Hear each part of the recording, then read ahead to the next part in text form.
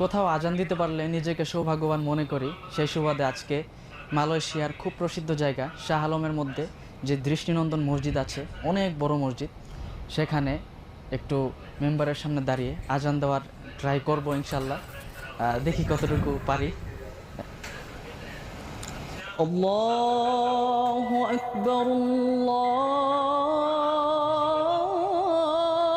আল্লাহু আকবার, আল্লাহু আকবার,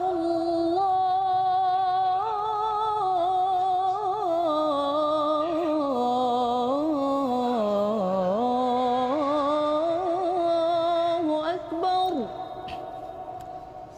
أشهد أن لا إله إلا الله